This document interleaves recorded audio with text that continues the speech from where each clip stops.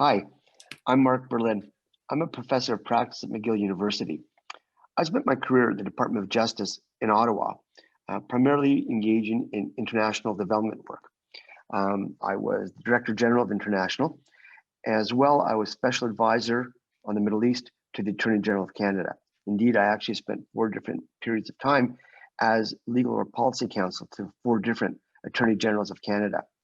My development work that I've engaged in since has included working right now at McGill University, where I've taught a course for the last number of years on social entrepreneurship and social cohesion.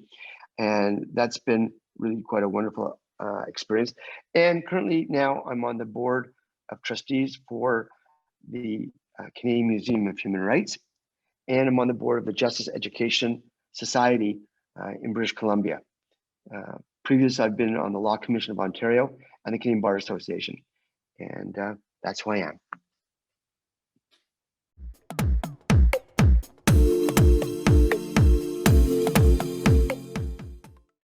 That's actually a great question. The fact is that I think rule of law is basically foundational. It's a foundational component, I think, for all other aspects of international development. Without a solid basis of rule of law, of a sustainable, respected, sound legal system, sound justice sector, you can't engage in any other development work. So purely spoken, rule of law really means adherence to legal principles. It really means access to justice. It means no one is above the law. It means we safeguard the rights of women and children. It means that you provide a sound legal structure for financing, economic development. These are the components without which you can't engage in international development. So, for example, if you have a sound legal structure and there's a firm basis for legal principles adhering to international economic development practices, then that enables international actors, foreign governments, foreign entities, to feel comfortable that the development work that they'll do in a foreign country is going to be sound and sustainable and backed up by a legal system that safeguards the rights of the individuals who are doing the international development work and the recipients of the international development aid. Fascinating, Mark. And, I would like to come back to, to the role of, or the perceived role of justice and the rule of law in international development. And by what I mean by that is simply, do you think that the points you made are actually fully appreciated by international development practitioners and, of course, researchers and those who study international development?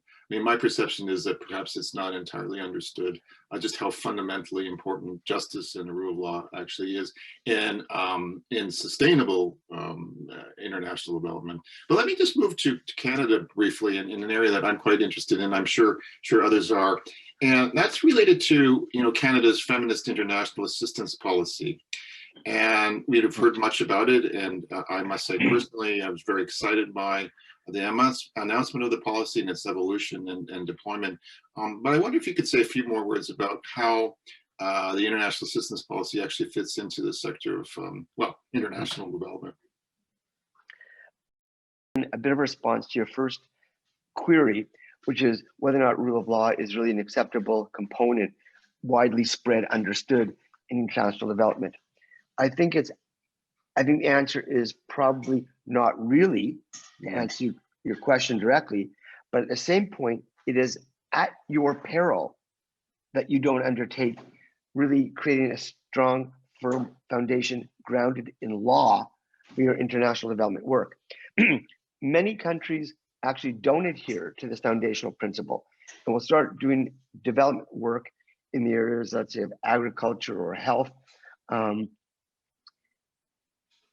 And it simply becomes unsustainable because there's no legal framework around which the development work can take place. And so that's a significant problem. So I think there's a yes and no. Yes, it ought to happen. No, it probably doesn't happen in many instances. Canada's international feminist assistance policy is really the chapeau over which all the international development aid in this country should be flowing. It's the primordial basis for establishing international development work. And so what that means is it's not just a lens that you're going to do development work through a feminist lens, but there actually has to be a direct impact on women and young girls in the rollout of any development project. So that means is you have to first and foremost consider gender, sexual victimization, the plight of young girls, missing women, trading in sexual exploitation. All of those components have to be considered when we're undertaking development work from Canada. So any project that the Canadian government will review and want to pursue has to have at its heart and center a focus on improving the welfare, the livelihood, and the conditions of women and young girls in the countries in which the aid is being given out. And so it could be in health, it could be in economics. People have been using the words lately, gender financing. And that means when you're doing economic work abroad, it has to be seen as having an impact equally on men and women. So there's all new components of looking at how we develop our aid initiatives, but making sure that fundamentally they're respecting and safeguarding the rights of women and young girls. Well, thanks very much, Mark.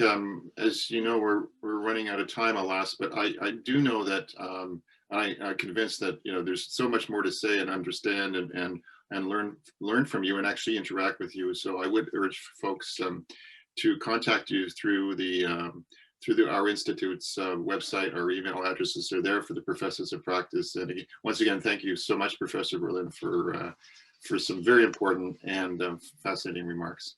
It's my pleasure. Thanks for asking me. Thank you.